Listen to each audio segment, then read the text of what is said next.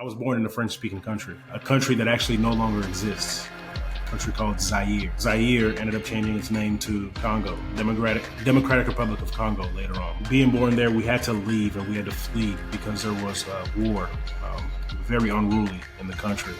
And while we were there was actually a bunch of explosives and grenades and things that were going off right by where we were staying. And as a result of that, we had to escape, and the only way that we could escape was to actually go through the battleground. So here I am, 6 years old, military crawling through the battleground. So bullets are flying over our head. A friend of the family actually helped us, and he was telling us when to stand up, when to run, when to duck. We went for miles and miles and miles, and we walked until we finally got to a church where we stayed as refugees for a little bit before we were able to go across the Congo River and then moved to South Africa, Johannesburg, South Africa. One of the worst experiences ever, man.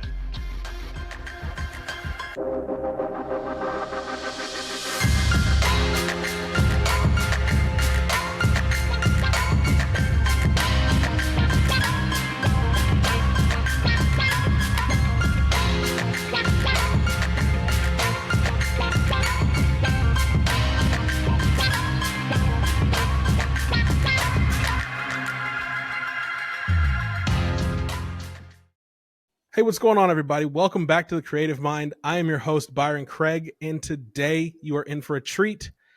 I think before we even record this podcast is going to be arguably the best one we've ever done, because my guest today, you might have seen him on the sidelines and on the field at Oklahoma State University. Go Pokes. Or I'm sorry, not Go Pokes, go Cowboys. Oh, no, hey, go Pokes. Go Pokes, Go go Pokes? Cowboys, go all of it, yeah. Hey, there you go. Go Pokes, go Cowboys. You also might have seen him as the head of player development. Yeah. Head of player development at the Miami Dolphins. So we got an NFL we got someone who's in the NFL here. But you know what? I don't even think that's the coolest thing he's done. I personally think the coolest thing he's done, he's a dad. And a really, really amazing dad at that. But more than that, he's an author. His book, Immigrant Mentality. You got to finish it. Immigrant American, living American life with African perspectives. That Immigrant American, living an American life with African perspectives, is out now. But even more than that, he is the co-founder of Vestable, and he is the head of partnerships at said firm that he founded.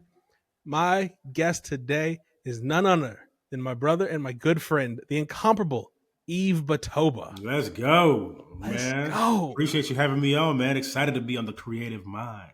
Dude, I'm appreciative that you're here. Yes, I mean, all of that, when we go over what you've done in your life, from the NCAA to the NFL to founding your own company. I mean, come on. Hey, man, you can't cheat me on one thing. One thing that I got to throw out there, and this is the thing that I would say this is the thing I'm the most proud of, all right, is I am a husband to the one and only Dawn Batoba.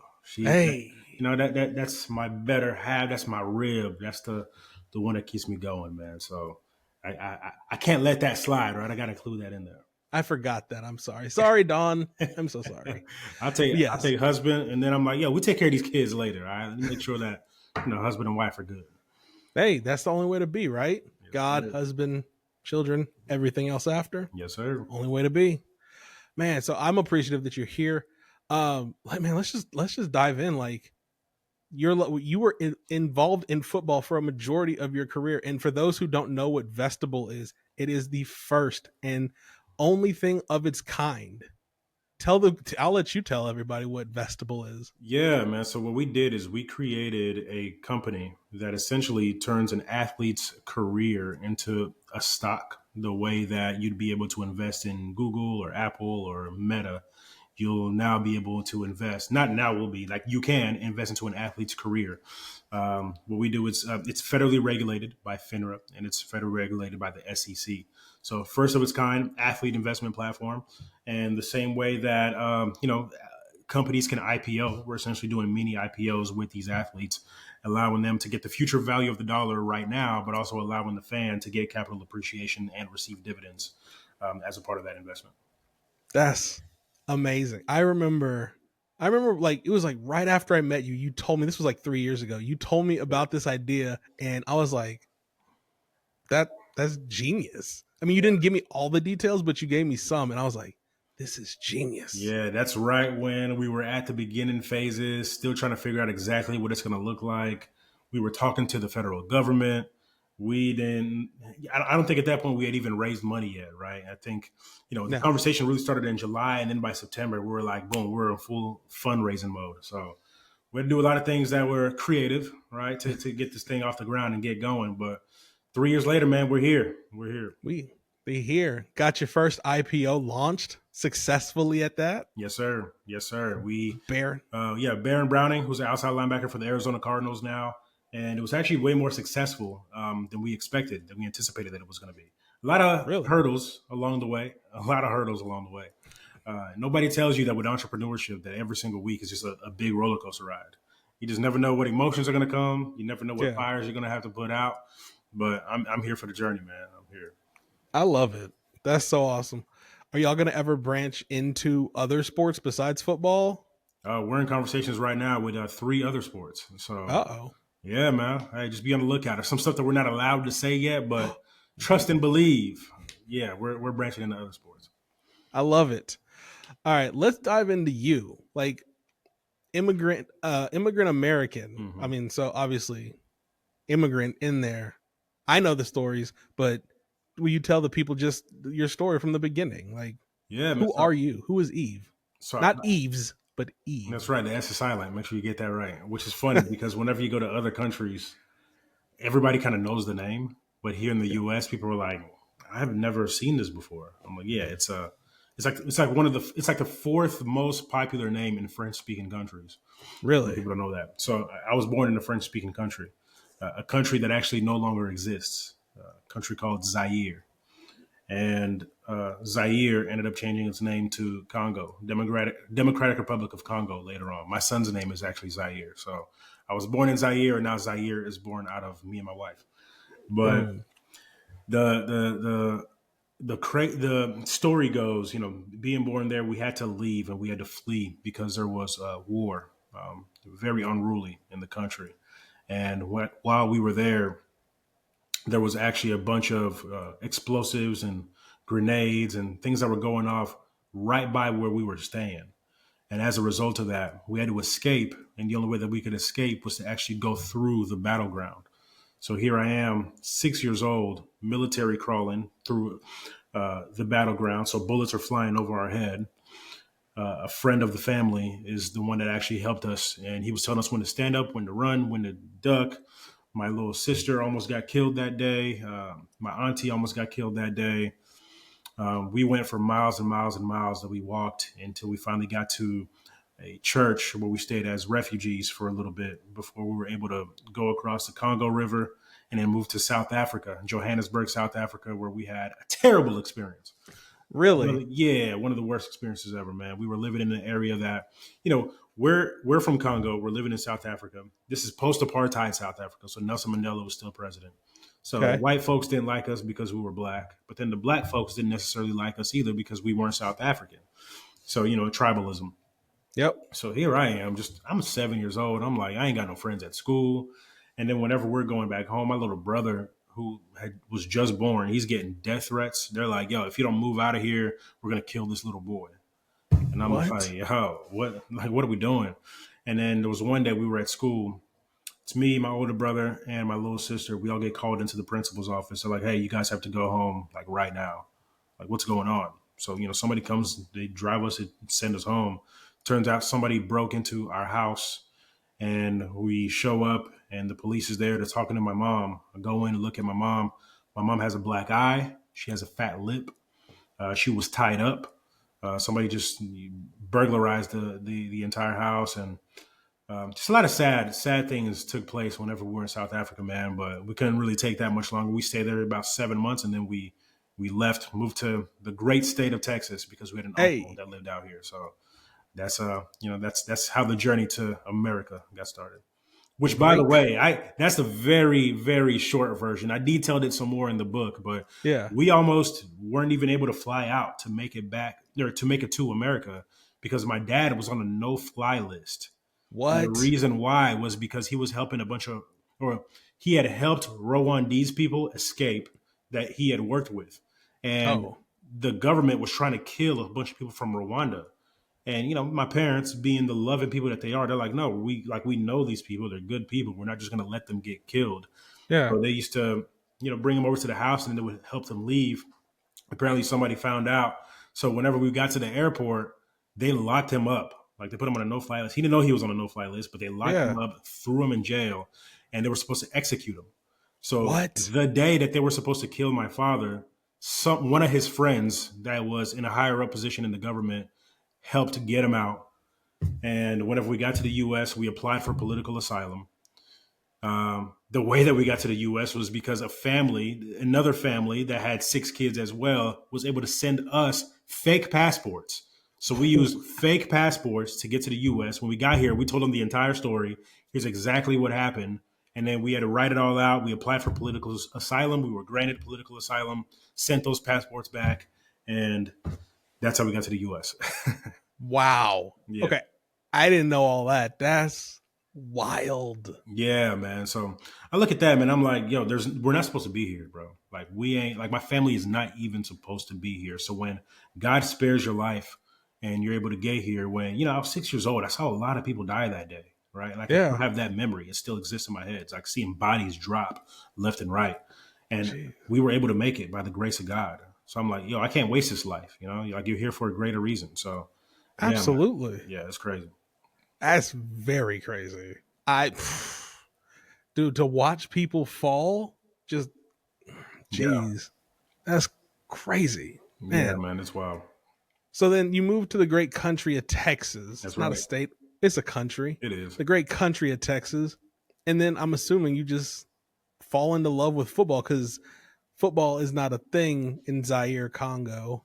Yeah, yeah, man. We knew nothing about sports. Like my family was not a sports family. It's hey, we're talking about politics, we're talking about education, and make sure that you don't get in trouble. Just kind Mhm. of stay out the way. But it was actually a neighbor of mine who came up to me one day while we were playing outside, and he goes, "Hey, man, are you trying out for the football team?" This is me going into the 7th grade, and I'm like, "I guess." He's like, "What position should I go for?" He goes, "You're pretty fast. You should go for running back." I'm like, "All right, I'll go for running back." Man, I didn't know the rules of football and nothing. It's like, hey, you have the ball, hold on to it, and go that way. I'm like, all right. Yeah. So that's what we did. I tried out for running back and made it on the B team. And I was also a safety, right? Couldn't catch worth a lick. I couldn't catch to save my life. But that's what we did, man. And, football teaches you so much, man. It really is a microcosm of life. Sports in general are. But through that, it was able to open up a whole bunch of doors for me, not just as a student, but even professionally. Nice. And then scholarships come. Now we're at the Oklahoma State University. Bro, you know Not what's funny university. about that? What's funny about that is I didn't even know that you could get a scholarship to play college sports. Like Really? I had no idea that was a thing. That was just so foreign to me. So I chose to go to Oklahoma State because they had one of only two sports media programs at the time, right? So this is 2008, 2009. Okay. And I decided, yeah, that's what I want to do. I want to talk about sports for a living. Funny enough, I actually ended up switching majors 1 year into there, right? I switched to sports management. But that's the reason why I went, and I had an academic scholarship. So I went to Wow. Oklahoma State on an academic scholarship. Ended up actually losing that scholarship because I had an ex-girlfriend that got diagnosed with cancer, and my focus completely got off my grades. Yeah. But I was locked into football, and I was fortunate to have earned a football scholarship later on, right? So, yeah, academic scholarship, lost that, got a football scholarship, and then stayed on scholarship for the rest of my college career. Man. Look, man, that's Hey, you we've got a been lot through a of lot. Hey, we've been through a whole lot of stuff in life, my man. I was just about to say you've been through a lot, man. Yeah, yeah, man. But I count it all pure joy. It's the only way to be, right? Gotta count it pure joy. Got to. So then from OSU, you you go and start working at the Dolphins? Yeah, so the way that it worked out, man. So while I was in college, I got to be a part of some of the greatest OSU teams in the history of the program. and the winningest senior class in school history. We beat Andrew Luck. We beat Robert Griffin III. Like we had some great teams.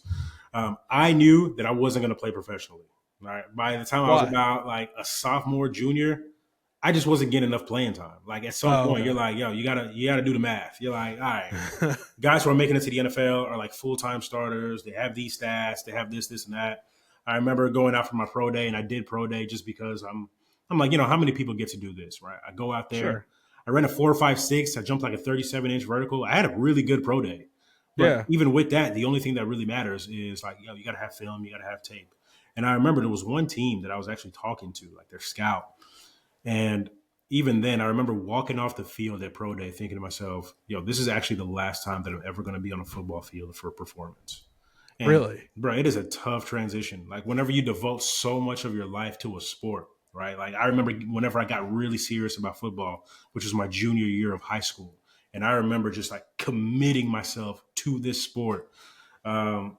Day and night, whenever nobody else is watching, I'm in there, I'm running extra, I'm lifting extra. Like I devoted myself to the sport. So the transition is always hard. No matter what an athlete will tell you, they'll say, "Oh yeah, I knew what I wanted to do after football." It doesn't matter. It is hard because it's an identity that gets foreclosed, right? Like Yeah. I'm the football player. Oh yeah, that's Eve. Like he's known for playing football. Like that's what he does. And then Hmm. everybody else, that's all they reinforce that in you. Like it becomes a part of your identity. And whenever it's suddenly gone, you're like, all right, well, who am I? Right? Psychologists say that there are three elements of human happiness, right? It's personal growth, it's connection to others, and it's contribution to society. So whenever you're playing football, like I'm growing, right? There's something that I'm working towards. There's game day. There's also myself as an athlete. There's connection to others because I have the locker room, right? And then there's contribution to society because you have, community events. And then sometimes some people view like the game as the contribution to society. So you have all Mm. those things going. So you're happy, right? Those are elements of human happiness. Suddenly you're done with this sport. Boom, all three of those things are taken from you. So it's not uncommon to see so many athletes actually go through depression immediately after they're done playing their sport. So I saw Yeah. it with a whole bunch of my teammates, and I saw it definitely, with the athletes that I've worked with. But I was very fortunate in that whenever I was a student athlete at Oklahoma State, I was also really involved in several different committees on the NCAA level. So I Mm. served on several national committees. I had a chance to actually be the voice of the student athlete in the Big 12 conference, which was the conference that I played in. So I had a say in some of the legislation that was happening within the NCAA. Like those are actually really pivotal times in college athletics around 2012, 2013. And I got to be a voice and I got to sit in those meetings and I got to fly to San Diego and fly to Orlando to actually speak on panels. So I was very, Wow. very fortunate that I had that opportunity while I was still a student, while I was still playing football. And that right there opened up doors where, whenever I was done playing football at OK State, I went on a mission trip to Kenya, actually. But then whenever I came back from Kenya, the deputy commissioner of the Big 12 calls me up and he's like, "Hey, Eve, the University of Notre Dame is actually looking to hire somebody in their student welfare and development area. And I recommended your name." I was like, Wow. "Yo, that's great." Yeah. So the senior associate athletic director at Notre Dame calls me and he tells me about the role. And kind of long story short, that's how I ended up at Notre Dame first. And Mm. then, yeah, I mean, I'm telling you, an opportunity that I wasn't even looking for. I Yeah. get to Notre Dame, worked there for a year. Another opportunity I wasn't looking for. Somebody at the Miami Dolphins calls my boss, and he's like, "Man, what are y'all doing up there? Like, can I talk to this Eve guy?" So he actually recommended my name, and then on my birthday, he offered me the job, not knowing that it was my birthday. And Wow. yeah, and then I moved down to Miami, man, to work for the Miami Dolphins. So things I wasn't even looking for, man, but God opened doors. Man, that's that's so crazy. Like look at from where you started to where you to where you ultimately ended up being at OSU, starting off at an academic scholarship, Yeah, then a football scholarship to go to Notre Dame, then to Miami. And people just are pitching your name out there. bro, I'm such a huge proponent of one, like there has to be a period in your life. I think especially like in your early 20s, mid 20s, where you just say yes to a bunch of stuff, right? So like people Yeah. would ask me, "Hey Eve, so and so can't make it to this thing. Do you want to go?" Yes, I'll be there. Hey, we're gonna have dinner with some boosters. We're trying to find some guy. Yep, sign me up. Hey, we're gonna do like I just said yes to so many things. Yeah. because I said yes to so many things, like I was able to meet some really, really great people that vouch for me. And I think it's saying yes to a bunch of things, but it's also whenever you're tasked with a project or some type of responsibility, making sure that you do that thing really, really well. Because that's what made Ed Stewart, the deputy commissioner, comfortable with throwing my name out there. He saw my work and he was able to say, like, oh, okay, I'm willing to put my name behind this guy. And whenever Mm. the Dolphins called Mike Harity at Notre Dame, he said, you should talk to Yves because he saw the work that I did when I was at Notre Dame. And one of the things that I always would do is whenever I would get to a new position, I would always think to myself, man, what is something that is really bothering my supervisor or my boss? How can I take that off their plate to make their life easier? And let me take on a project. Like this is going to be my baby. We're like from concept all the way to completion. Like we're going to work on this thing, and this is going to be the thing that I put my name on. I'm going to stamp my name on this thing. So I always try to do that with every single organization, every single team that I got on.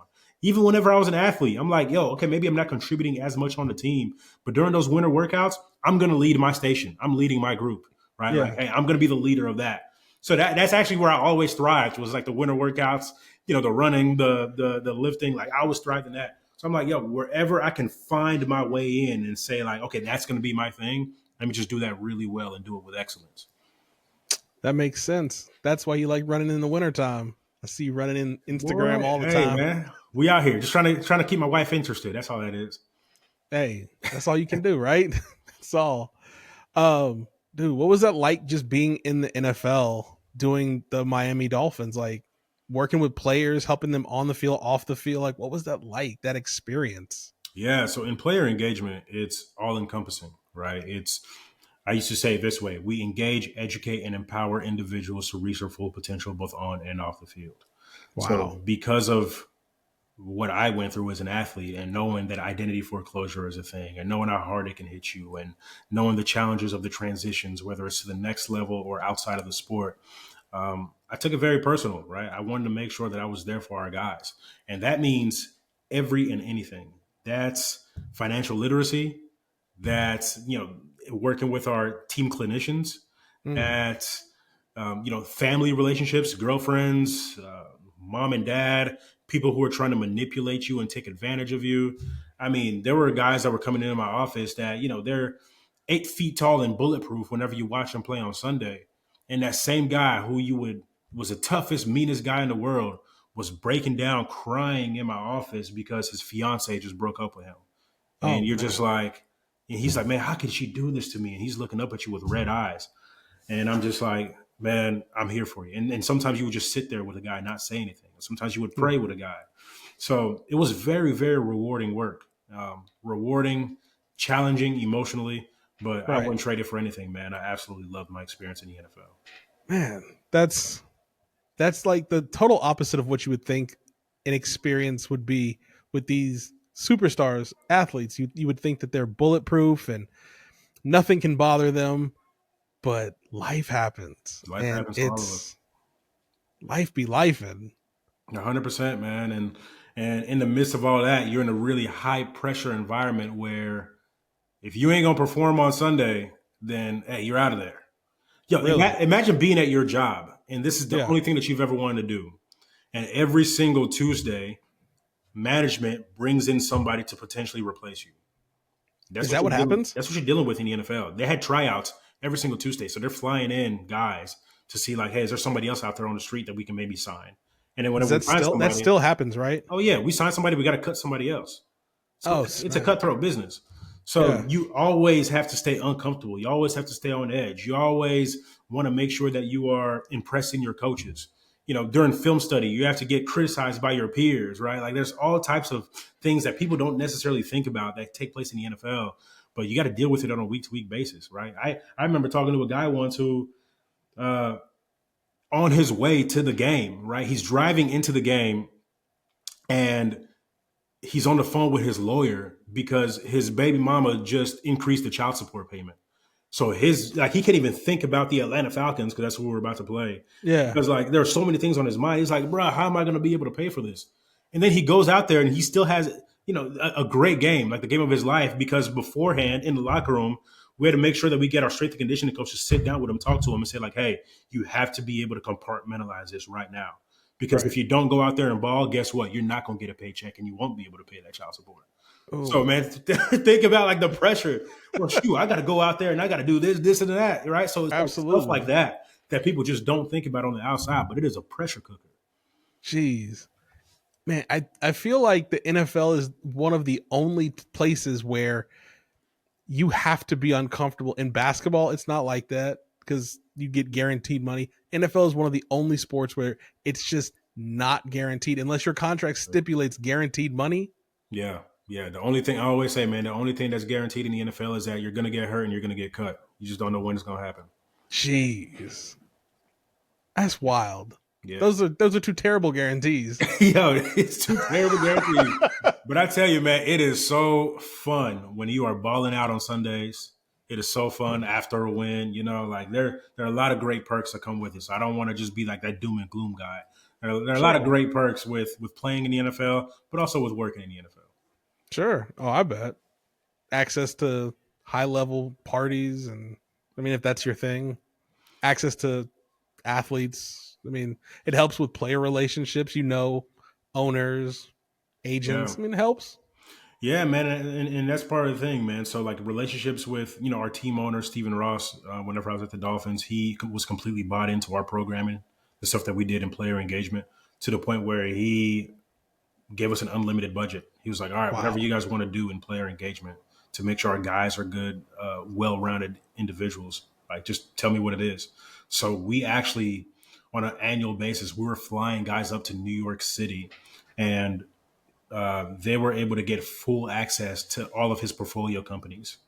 Wow. So go behind the scenes and look at all, and he owns like 50 companies, right? So they're getting all like, hey, whatever it is, you want to own a gym one day, are you into real estate? And he made his money through commercial real estate, right? So All right. is it real estate? Is it sports teams, right? Like whatever it is that you want to do, like you have full access to it. So we used to do what was called the Dolphins Business Combine, taking place at the same time as the NFL Combine, but it was, we called it the Business Combine. Yeah. And they would go up there, and we found a way to actually make it fully reimbursable by the NFL. It was really dope, man. And the owner spared no expenses. He was just like, yeah, man, we're going to give you the works whenever we're out there, man, going out on boats and, private parties in Soho. And Yeah. yeah, man, it was a time. It was a time, man. So, yeah, some good That's stuff. that's what happens when people care about, I guess, the people that work for them. Yeah. You don't see that very often. It's not a thing, especially with the way that the world is right now after this whole United Healthcare Yeah. CEO and this Luigi lore. Like it's crazy that to me that a man who murdered another man is more beloved than you know anybody at this moment. It's just sad, man. Like, truly, it really is just It sad, it is a different world, without a doubt. man. After the NFL, like you're at the Dolphins like 5 years. Yeah, did 5 years with the Miami Dolphins, and again, people vouching for you, man. I had a guy by the name of Dan Marino, Hall of Fame quarterback, who kind of was, You said it like that was just some little known guy. This yeah, guy. His name is Dan this guy by Marino. the name of, some people might not know who he is, but he was just like, man, Eve, you really should talk to my agent who's been with me since I was a rookie. I think that you would be really good in the agency space, man, athlete representation. And that's what I transitioned into. I started working in athlete representation and did that for a bit. Really enjoyed it. And then, one of my former teammates gave me a call, Parker Graham, who's now my business partner and co-founder of the company, Vestibule. And we were on the phone one day, and he was just like, man, there's so many things that are happening in the world of football right there between NIL and at the time Web3 was a thing, and all these guys are getting pitched NFTs, and the CBA had just been, renegotiated. And we were talking about all these things on the phone. And we essentially just said, do you realize that athletes are so essential to everything taking place in this athletic economy, this sports economy? Like, do you even think that athletes know how valuable they are? And I was like, no. But what if there was a way that you could let the market decide how valuable an athlete is, and they can make that money earlier? And that was the beginning phase to what essentially became Vestibule, right? An athlete investment platform. So that's how the conversation started right there, right? It's just through a conversation, where we're able to stop and just like really think and really flesh out our thoughts, Yeah. which I don't think, as a society, we do a good enough job anymore of just sitting down with a thought Hmm. and, not just getting distracted by social media and do some mindless scrolling right afterwards, but just really sitting down with a thought and letting it flesh out and using your imagination, right? Like Yeah. imagination is something that's almost like a lost art these days, right? Like we don't, whenever you're a kid, people tell you you have to use your imagination, but then as we become older, maybe it's because of the busyness of life. We don't use it as much anymore, but I think that's the key that really unlocks so much creativity. In fact, it was Albert Einstein, one of the most brilliant people that we know, especially, in America. He said, imagination is more important than knowledge because imagination gets to encircle the entire world, whereas knowledge is limited. Right? Mm. Einstein said this. And Yeah. by the way, if you've never studied Einstein's life, just go study Einstein, man. The dude was not only smart, like, through intelligence, but he understood the world really well in a way that, is kind of social and practical. But I'm just like, yeah, man, imagination, like being able to just stop, sit down, and think, I think unlocks a lot of your power from a creative standpoint.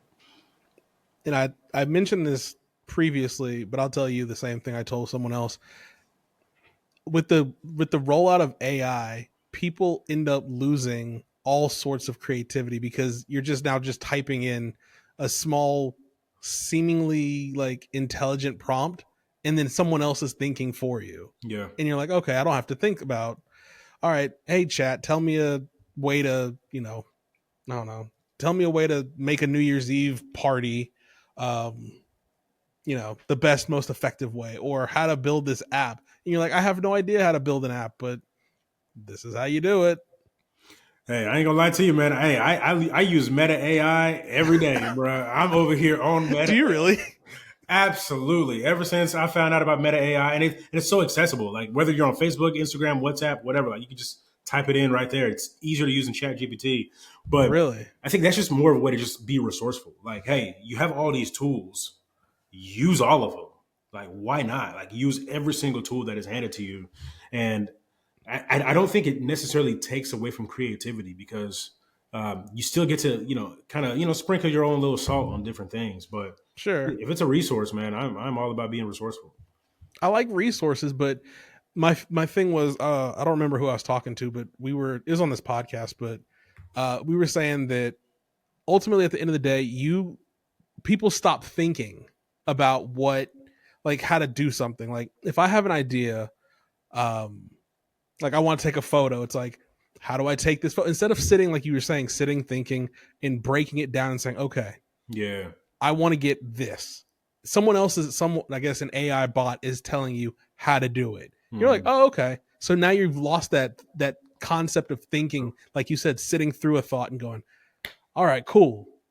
This is how, like, this would probably be better than this. Now you're just taking the suggestion of True. a chatbot. The thinking and the imagination has to be the bread and butter, without a doubt. Like if I'm working out and I have a plan of, adding 5 pounds of muscle in 2 months, whatever it is, I can take supplements, right? I can have my protein shake, I can take creatine, but like they have to be supplements. Like they Right. can't do all the work for me. So yeah, like the bread and butter is still going to be my lifts. I have to go and I have to squat. I have to bench press. I have to do my lifts, right? So like that's the bread and butter. So the imagination, even when it comes to AI, I think still has to be the bread and butter. But AI can be a good supplement, but it can't do the lifting for you. If that Of makes sense. course. Yeah. I mean, it's helpful when you're just. I've used it. I don't personally like it, but I've used it on times when I can't. My mind is like cluttered with other things, and I know what my thought needs to be, but I'm like, how do I just write this concisely instead of like taking 10 minutes to like, okay, let me figure out how to write this message. I'm just like, here, I need to say this. And Yeah. especially now it's built into iPhone, you can just like type out what you really want to say and Yeah. just like click on it and say concise. I'm like, That's true. That's true, man. Yeah. perfect. I'm for it, man. Use them resources. There you go. Use them resources. So outside of Vestable, like I mean, you've done so many creative things. Like your life is, I mean, we've heard like just a very short compartmentalized version of your life, man. Like what drives you to just, or inspires you to want to continue on every day? I mean, outside of your wife and your kids. Yeah. Man, whenever you go through a lot of hard things in life, and everybody does, right? Everybody goes through tough things in life, and you're able to make it on the other side of that. I don't want all that stuff to be wasted. I don't want it to just be in vain, right? Like I want to be somebody that's impactful, first and foremost in my home, but then, what does that impact actually look like in the world? I remember, being a senior in college and being in my apartment and being on the ground in my knees and just praying to God. I said, God, you know that I'm somebody who is very controlling. I like to be in control. I like to have, here's my calendar. Here's exactly how I want things. I got my 10-year plan. I got my 20-year plan. Here's my vision. And I said, God, I'm just going to lay all this at your feet. And however you would want this to work out, you let it work out, right? You take complete control of my career. Surrendering the control was a huge piece for me. But whenever you do that, he gives you purpose, right? Like he's giving Mm-hmm. you purpose, and whenever you're able to connect with different people and you hear other people's stories, man, like it's hard not to want to try harder for that other person. So like right now, even within my company, I'm like, we have employees. I got to go hard for my employees. We have business partners. You got to go hard for Yeah. your business partners, and I think that's all a part of it, man. I just want to, want to have an impact on people more than anything else. Because I think that if it's always going to be something that's transactional more than relational, the purpose isn't really going to be great. I got you. You're the first business owner besides myself. You're the first bit, and I've not actually talked about it, but you're the first actual business owner whose business is operating up and running. Hmm. Like, what does that process look like for of entrepreneurship? Because I know the journey's not the same for everybody else. It's not like you were, a multi-billionaire when you started, or your family had a ton of money and just gave you, $1 million seed round, and you're like, yay, I got friends and family funding, my Yeah. pre-seed round. Like, what does that look like? What was that struggle like that day to day? Like, if you were to talk and explain and help somebody out who's teetering on the process of starting their own business and saying like, all right, where do I start? Like, I don't know anything about business whatsoever. I don't know pre-seed. I don't know seed rounds A through however much. Like, I know nothing. Like, Yeah. but I have this dream. I have this vision. Like, where do I start? Yeah. What would you tell them? Yeah. For one, figure out what it is that you're passionate about. Something. Is there something that you can talk about like at no wit's end, right? Like I could talk about this thing for days and days without getting tired about this thing. And then say, okay, is there a way to actually make a business out of this thing that I'm passionate about, right? But then after that, it's what you just said. It's like, hey, I don't know anything about how to raise, right? So, what kind of note are we going to raise on? What kind of valuation are we going to place on this company? Is there a minimum that we have to hit, right? Like, hey, how much is required? I think anybody saying, I don't know how to do this thing is one of the laziest things that you can say in 2024. That's just me What? personally, because you can go and learn straight up. Whenever Parker and I decided to start this company, there was so much that I didn't know. He had started a banking software company in the past, right? So he had been in Okay. fintech. So he had some contacts. He had some connections. Bro, you know what I did? I had to go on YouTube. I'm like, all right, guys, let's go on YouTube and find out everything that I need to know about a safe note, right? A simple agreement for future equity. What is that?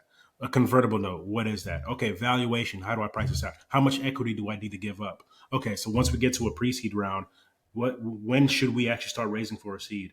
How many employees should we? So I'm learning, right? I'm picking up books, right? Like you have to, like it's just lazy for you not to know. I really do believe that because we're in the knowledge economy. Like Yeah. there is no shortage of knowledge out there. And the greatest university in the world right now is YouTube. YouTube University is Facts. teaching everybody everything. So you go out and you learn, man, and you figure that out. And then I think the next most important thing is like you got to be outside. Life happens whenever you go outside, meaning that you have to shake hands, you have to get to know people, you have to ask people really good questions. One Yeah. of the best things that you can do is get really good at question asking and then just shutting up and listening. Right? That's a skill. It's a real skill. That's a lost art. It's a The lost art. I art. we were talking about this like a couple episodes ago, but the art of shutting up and just listening. It was on episode 2. My friend Hector, he was at a bar with Dave Chappelle, and they shut the whole bar down. It's him and like 10 other people, and he's a comedian too. But he was talking with Jon Stewart, Mm. and other people were just kind of like there. But he would ask questions, and then he would shut up and like just listen to the words. He'd ask Dave a question, shut up, and then just listen. But I told him that's a lost art. People want to like, hey, look at me, look, promote me, let me Oh, do this with me. yeah, man, bro. It is getting there and not just saying, so how did you get here? No, no, no. I already knew who was gonna be here whenever I showed up at this event. I looked them up. I did the research. I don't want I like miss me with all the boring questions. It's, hey, my name is Eve. Hope I'm not bothering you, man. I know all about you, man. I just want to take a moment of your time. I know that in your book you said blank, blank, blank, blank. Can you just explain to me what you meant when you said this? And then somebody will be like, wow, I'm flattered.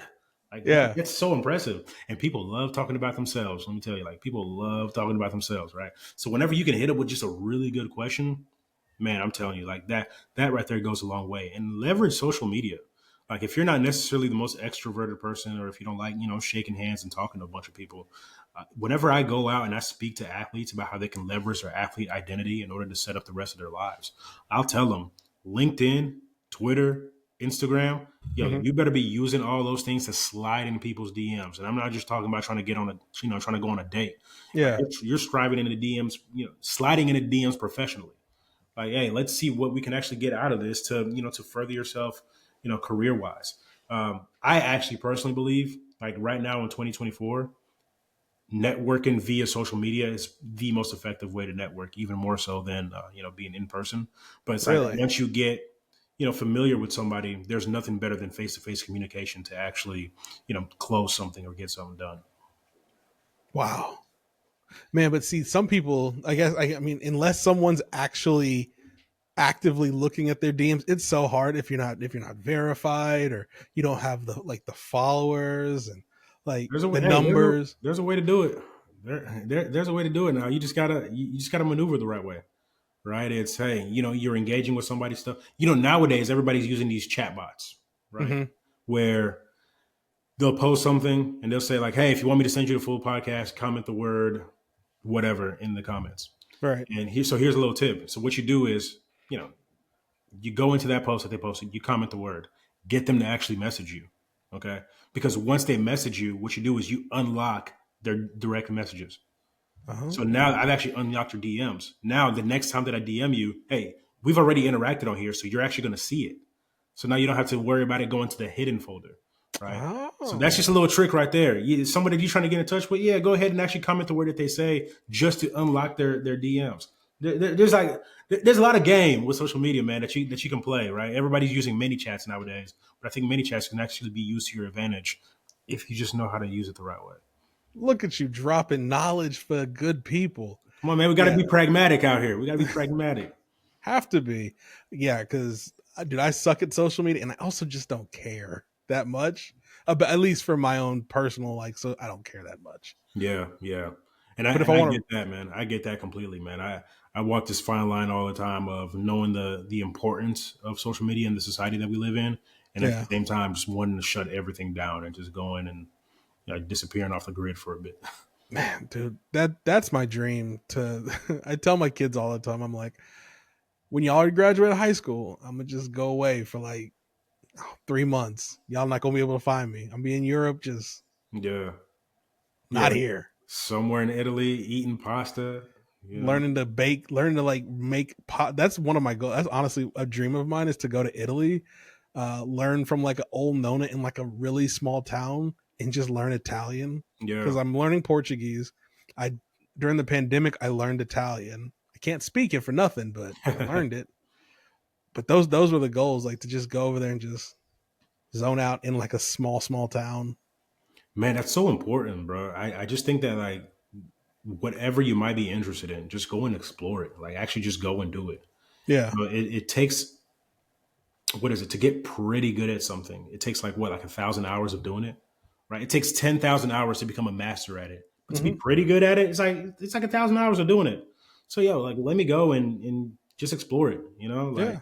whether it's playing the guitar and you don't know what it unlocks different parts of your brain. Like I'm a firm believer in that. Like what's the data say that we only use 10% of our brain? Yeah. But I do think that you use more of your brain whenever you learn another language or learn another skill or learn something that's more scientific versus something that's more artistic versus something that's more pragmatic versus something that's more theoretical. Like doing all these different things, I really do believe make you a more creative person. Like I really do believe that.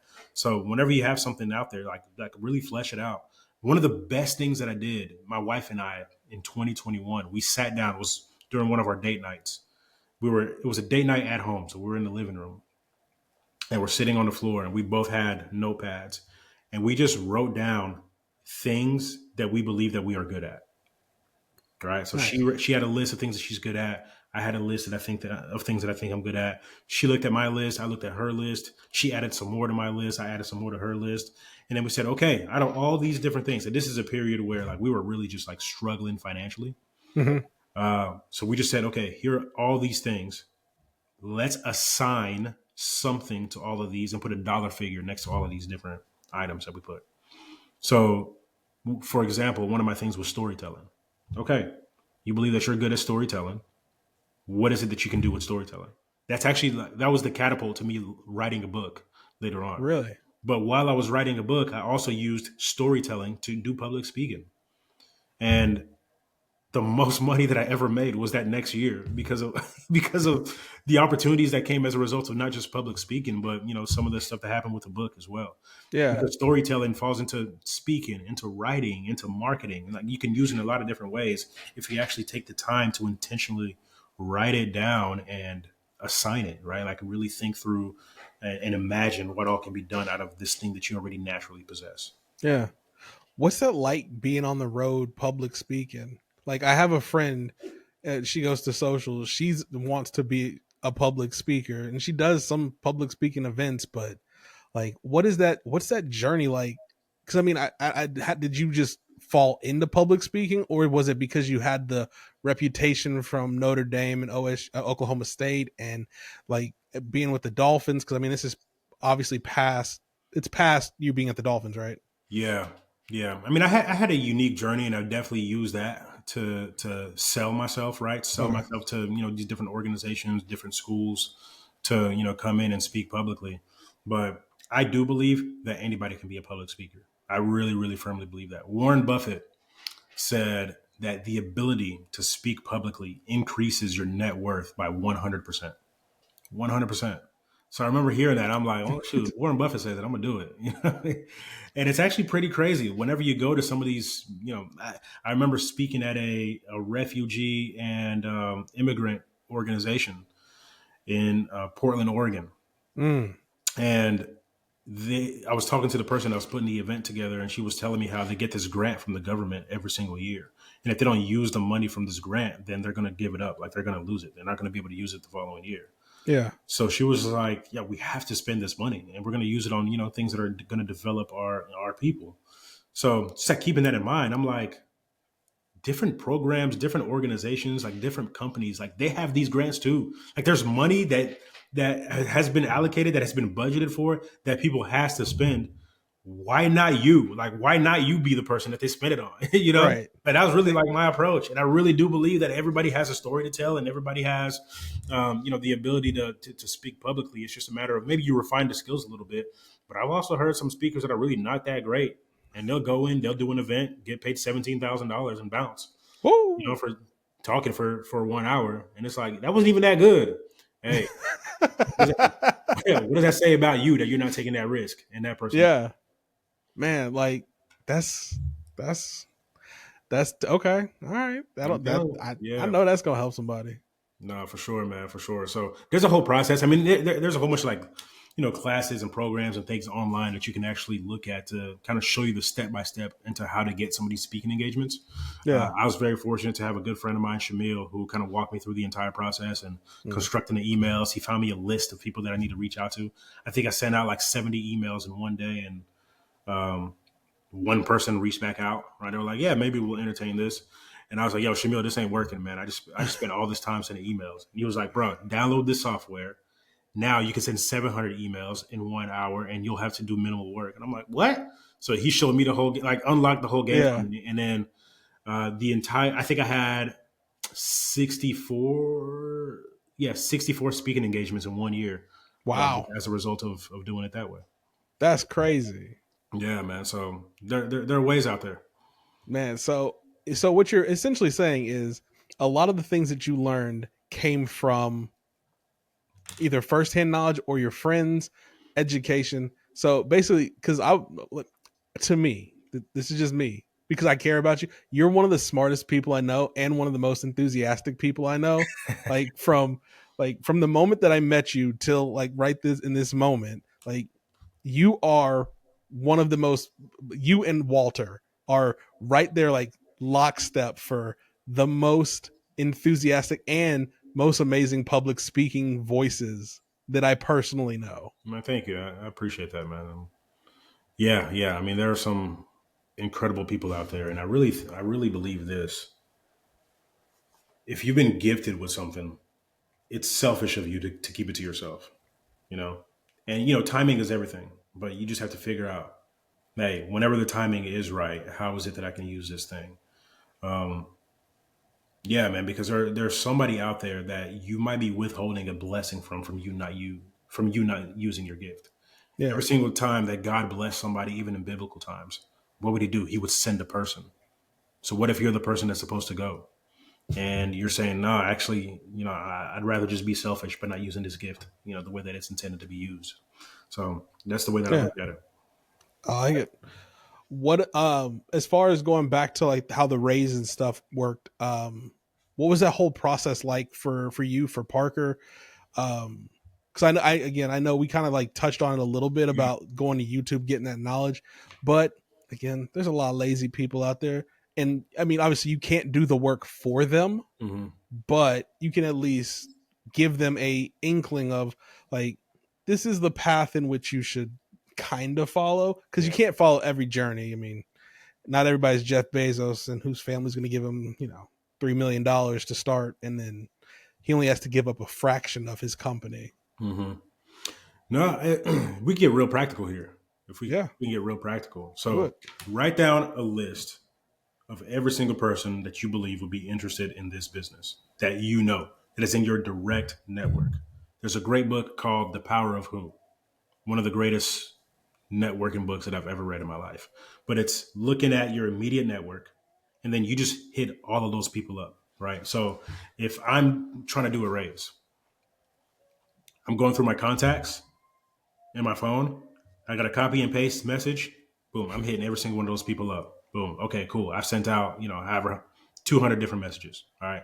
But in this ask, I'm saying, hey, here's this thing that I'm starting.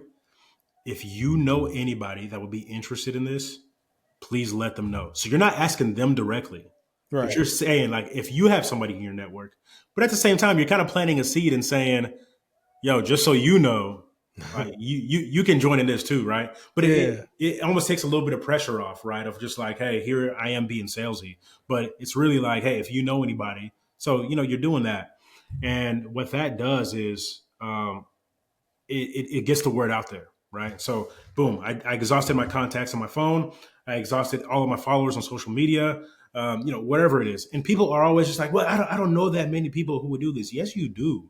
Like you absolutely do. If 100 people follow you on Instagram, that is 100 people right there. You know what I mean? Like you got access There to you 100 go. people that you can go and you can hit up. So like Yeah. you go and you hit all of them up. But as a result of that, like we just went, we left no stone unturned. We went and reached out to as many different people that we knew in our immediate network.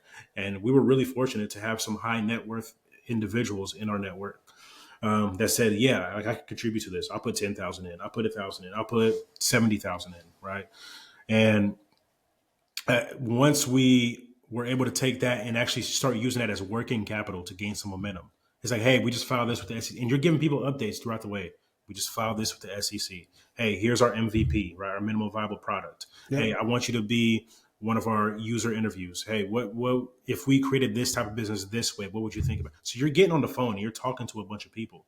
But once they start seeing the momentum and they see that things are happening, guess what they'll say? Oh, I don't want to be left out on that. Like this sounds really dope. Because the thing that you have to show people is something. Yeah. That's it. Like people just want to see that, oh wow, this is actually turning into something. Because once, they see the little avalanche and they want to become a part of it, it starts rolling. And this is the illustration that I always like to give whenever it comes to fundraising or if you're even trying to acquire users. If you're driving down the road and you see a car broken down and you're like, I want to get out, I want to help them, maybe they just need a jump start, but who knows who that person is? They could be a deranged, they could be crazy. Like, yeah, I'll just keep them moving because there's a lot of uncertainty out there. Yeah. But if you're driving down the road and you see a car broken down, but you see a guy that's out there like pushing the car, trying to get it to the next gas station or whatever, it automatically changes your mind. You're like, that's a good guy. He just ran out of gas. Let me get out and let me help him push. But because you're seeing motion, because you're seeing movement, it changes your mind versus just somebody sitting in a car and then you don't know. So you have to show people some type of progress. And whenever you show people action, you'll be surprised by how many people get out of their car to come help you push yours. And that's some of the best, practical thing that I can give you. It's like you just have to do something with it. Don't just let it sit up here in your brain. Show some momentum, show some progress, and you'll be surprised by how many people will come and say, like, hey, take my money too. Like, give me a piece of that. So yeah, man. Yeah. Yeah, you just Do have to you show. did you classify? Do y'all classify the people who were early like that angel investors or? Yeah, Okay. exactly. So we have some angels. Everything that we've done so far has been on a pre-seed. We actually just started raising for our seed round. Our Oh, seed round is nice. going to be a bigger ask, as you can imagine. Of But course. we've gotten the attention of we've been published on some pretty big articles, right? Like the Associated Press wrote about us. Fox Business had us on there. CNBC had us on, and Bleacher Report, ESPN even wrote a little blurb about us. And then like organic influencers on TikTok will go and they'll post about us. So as all these things are happening, we're like, okay, like, hey, this just happened today. Can we use this to send it to somebody else to unlock another door, possibly, right? So Yeah. you just always moving and always thinking about, what else you can do with the progress you're making. Oh, I get. So what's next? What's next for Yves Batoba?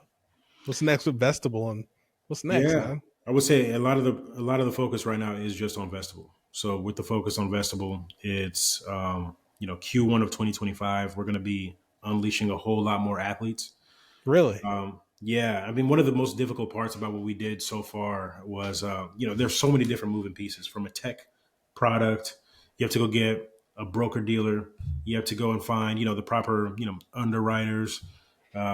Are you going to have who are going to be your processors for your bank and all that stuff? So we have to have all these different groups.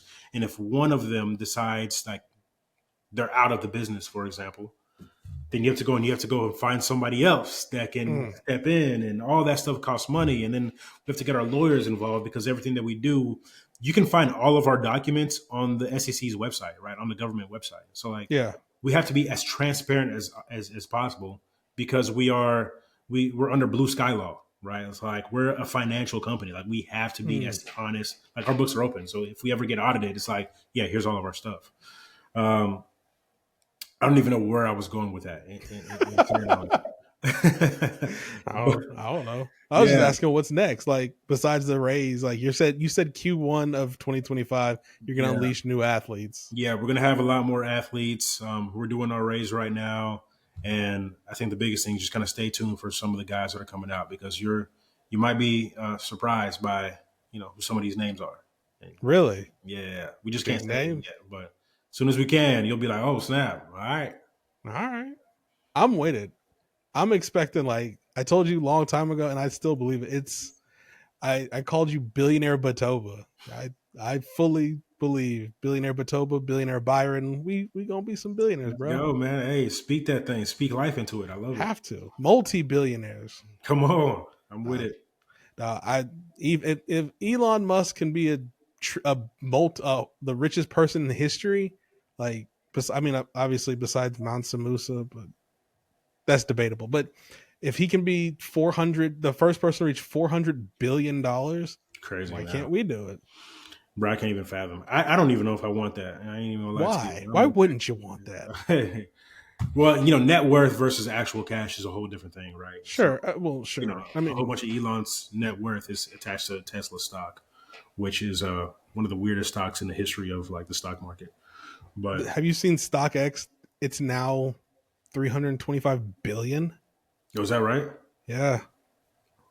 Hey man. That's where that's why it pushed that's what his value, that 43% that he owns is what pushed him to, I guess, over 400 billion. Gotcha.